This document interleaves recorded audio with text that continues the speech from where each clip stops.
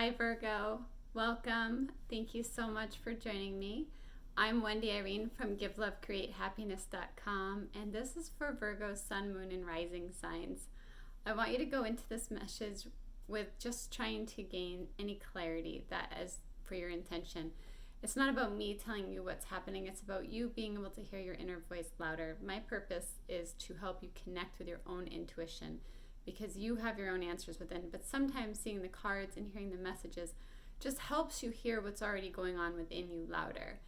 So pay attention to anything that's repeated, especially, or if you hear it here and it gets repeated later, or it's a repeated message coming up here that you already knew, because I find that those are like, the heart is kind of this steady repeating, or the universe, or however you want to call it.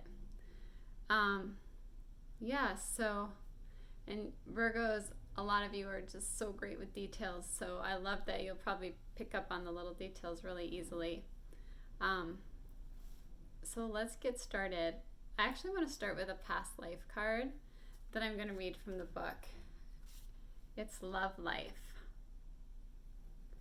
Okay.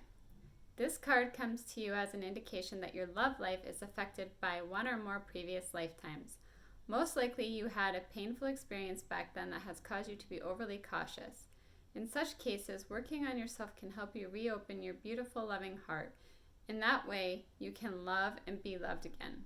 It's also likely that this card comes to you as validation that the man or woman you're romantically interested in was also a prominent person in your past life. This individual may not necessarily have been a romantic partner at that time, but your inclination to connect romantically in this life is definitely part of a greater plan. So for some of you, this message is really going to revolve around love. So that's kind of why I wanted to start with past life. This is a collective message. So if anything doesn't fit, just let it go, because it's not going to fit everybody. Just take the messages that make sense for you. Okay, let's start. Ace of Swords. Brand new lifestyle here.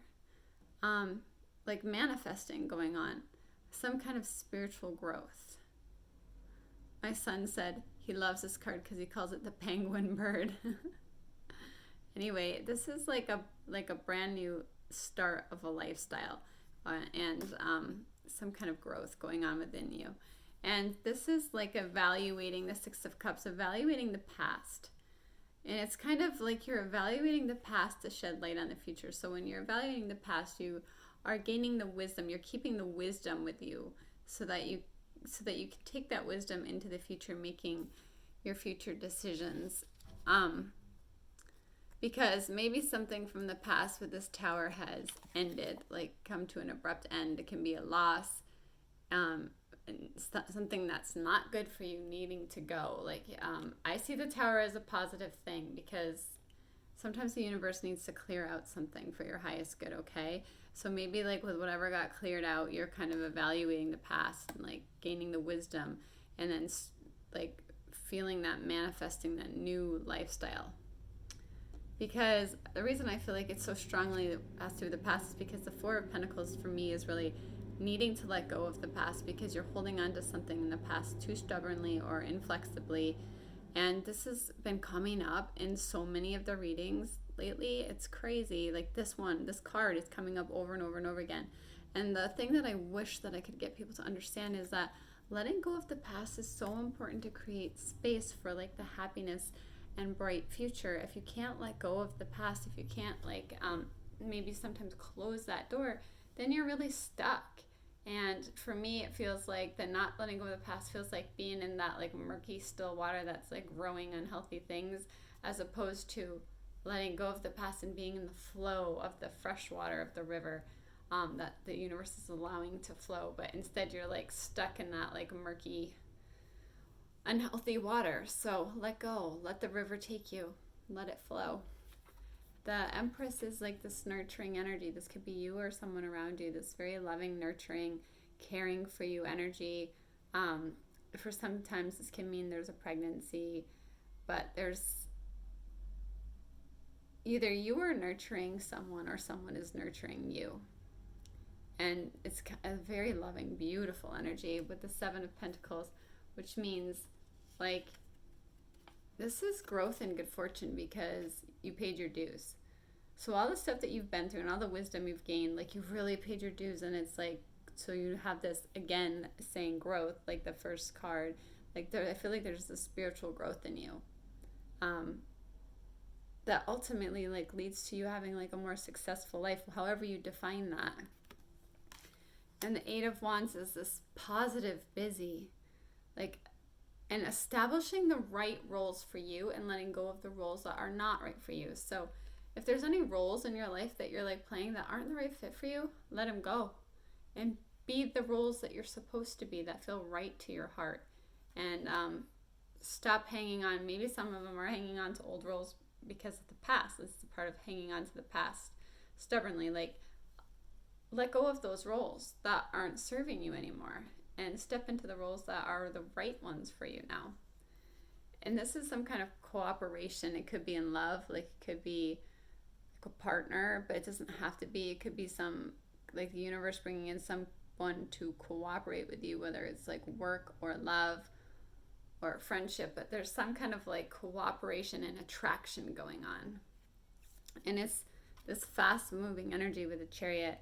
It's like a fast transition, but you're like keeping up with the change. You're like going to be keeping up with this massive, fast moving change, and you're going to be thriving.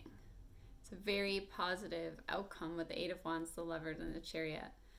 Okay, so I have one more card for you, Virgo, and that's from the Goddess deck, and it says Cycles and Rhythms. Honor the cycles of your body, energy levels, and emotions. I find that it is so incredibly important to honor your cycles, to not expect yourself to be full energy all the time, to be working when you're in that mode, to be resting when you're in that mode, to listen to yourself, especially women, because we go, well, I mean everyone, but like women go through cycles, and it's like, don't push yourself at the wrong times. Treat yourself with love and kindness, okay? All of life is a cycle. The moon, the stars, and the very universe. Life inhales and then exhales again. So why should you be surprised or upset that you too have cycles? There are times when you feel energized, awake, and alive. There are other times when you feel isolated and shy. Your body too goes through pronounced cycles and changes. Celebrate these rhythms and embrace them as the essence of lifeblood that courses through you. So for some of you, this can mean like there's things with your like female cycles going on. Like I feel like for some of you there could be just something with your cycle that maybe you want to check out or pay attention to,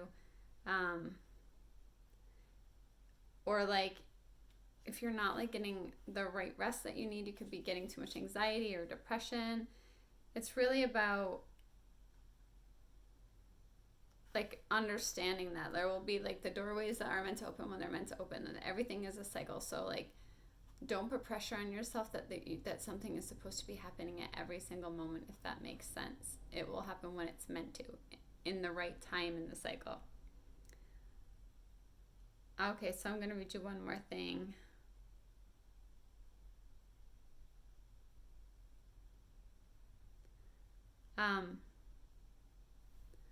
So this energy is really, it's saying here, call upon this energy for relief from pain associated with feminine cycles, including menstruation, labor, and delivery, and menopause.